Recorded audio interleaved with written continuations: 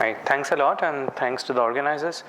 So, as the topic says, it's a particle physics talk, and how do we look for new physics? So, let's get started.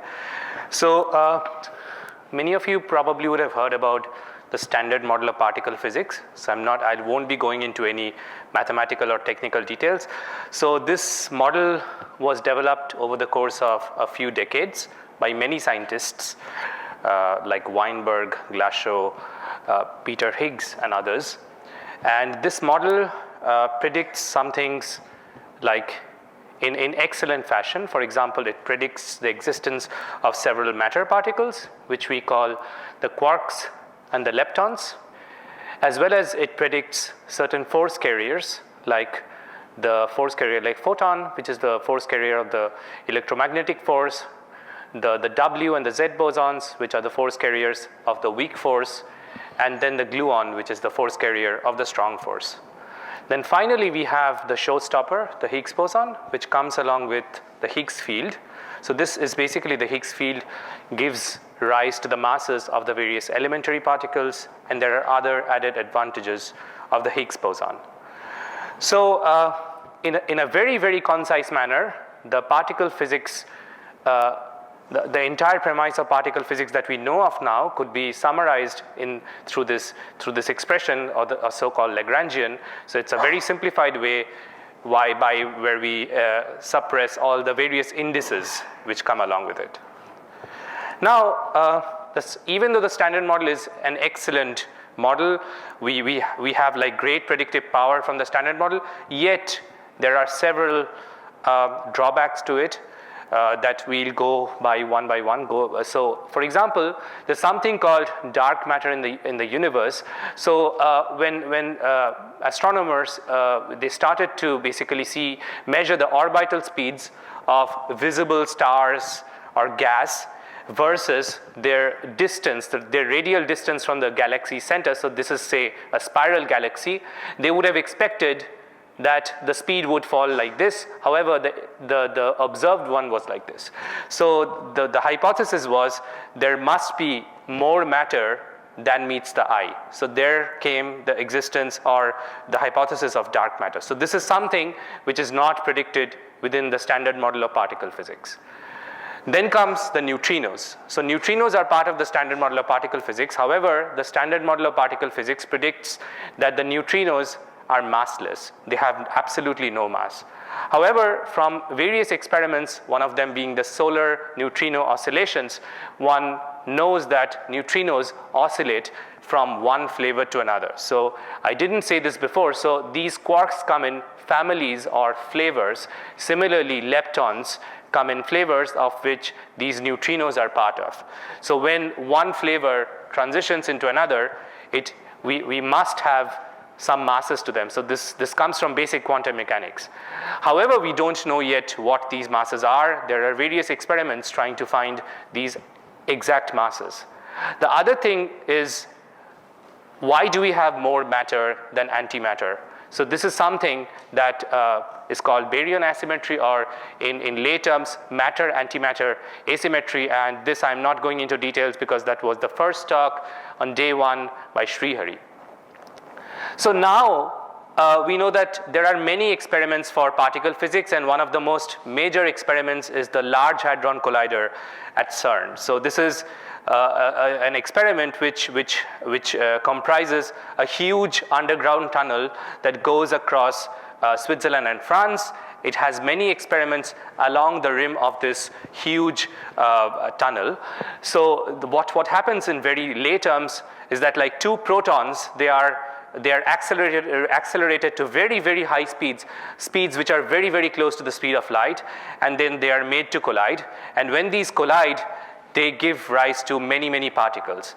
And these particles get deposited at these various experiments, or the so-called detectors. And then we measure the various properties of these particles, what the charges of these particles are, what the masses of these particles are, and various other quantum natures of these particles. So through these measurements, we got to actually find the Higgs boson, the fabled Higgs boson, which actually comes along with the Higgs field that gives rise to the masses of these various elementary particles.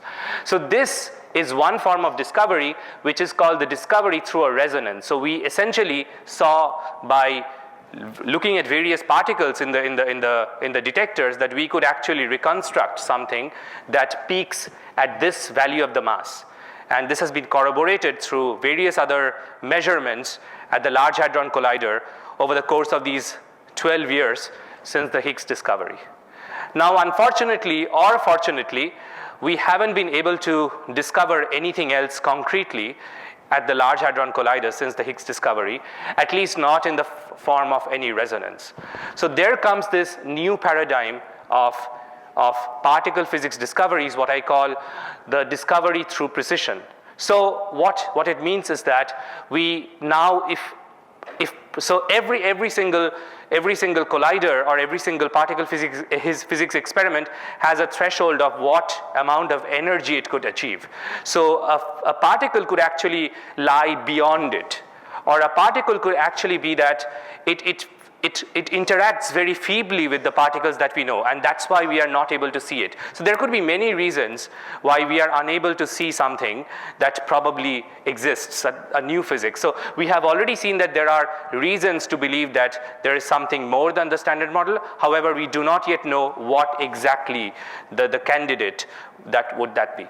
So these could actually stem through different things. So for example, so these are called distributions or kinematic distributions. So there would be many kinematic distributions, like one could measure something called the momentum of a particle, the energy of a particle, the mass of a particle, or many such kinematic distributions. And by measuring these distributions very carefully, one would be able to see that whether there are some new physics insights or new physics hints through some very tiny deviations of the theoretical expectation to the data. So that's why we need to understand the theoretical expectation very carefully, very precisely. So some differences could come through something called like the differences in the heights of these distributions, the differences in some angular structures of these distributions, or some differences in the tails of these distributions. So if there is some new physics, new heavy physics lurking just outside the reach of the Large Hadron Collider, even if we don't see them directly, they could show themselves as some tiny deviations from the standard model expectations. So don't be worried about so many numbers. So I'm just going to say this. There's something called a signal strength. What is the signal strength? Signal strength basically says that, so it's the ratio of the Higgs bosons measured interactions to other particles. So the Higgs boson in the standard model interacts with certain particles, and we know that theoretically, and then we measure it and we take the ratio of them. So if the standard model was the true theory, then this expectation would exactly be 1. So everything would lie along this vertical axis 1. However, we see that there are certain amount of deviations present. So these deviations could actually be because of something new that we don't know about, or that probably we haven't acquired enough data.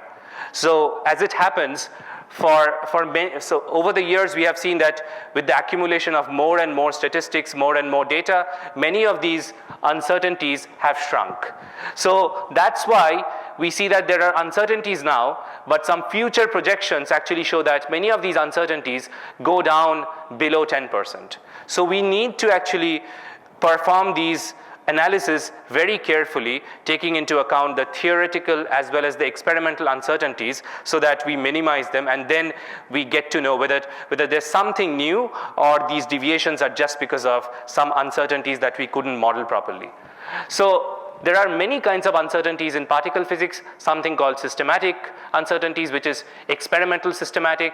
So these would include, say, for example, some instrumental uncertainties, some uncertainties due to some calibration of energy scales, some uncertainties on detector efficiencies.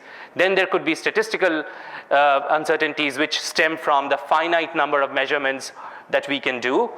Then there could be uncertainties from the modeling of signal and background some signal and background. So these are called some quantum chromodynamics uncertainties or some electroweak uncertainties. So these are the various regimes of particle physics.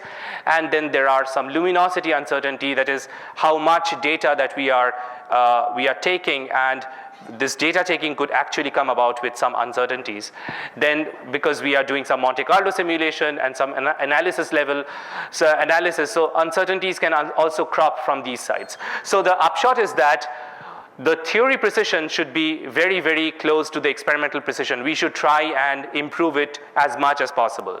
So there's just one graph here. So there are two approaches to doing particle physics. One is this model theistic approach, where, say, for example, I told you that dark matter exists, and there are these so many different kinds of models which actually can give rise to dark matter, and nothing has been found yet. So whether new physics is hiding somewhere that we are obviously missing, whether it's just above the reach of the present experiment, whether its interactions are extremely feeble, and whether the theory and experimental precisions are not good enough, we don't know that.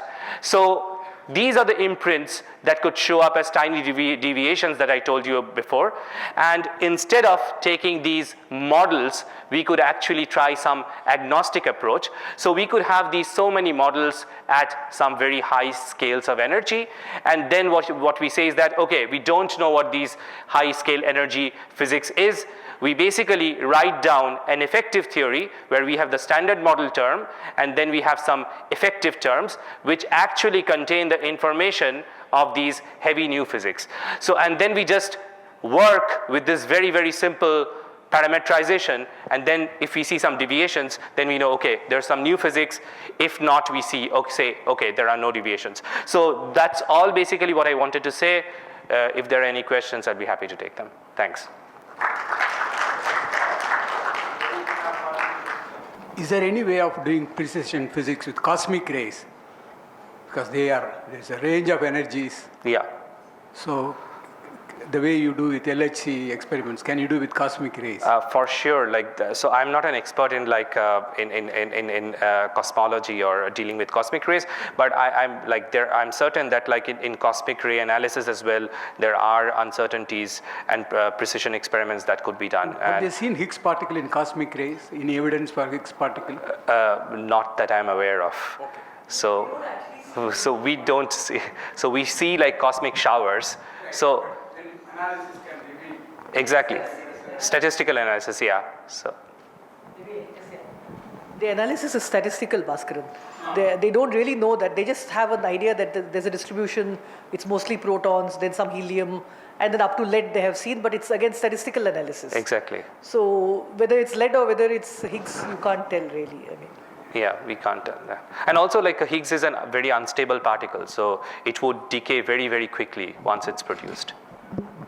Yeah, I have one naive question. In the first slide, these gluons are in the advanced representation, so they should have 8 colors, not... Yeah. So this is like a very, very naive picture because it's a colloquium kind of term. Everywhere I see in everywhere they only represent with the 3 colors. Yeah, that shouldn't be. It should be, yeah.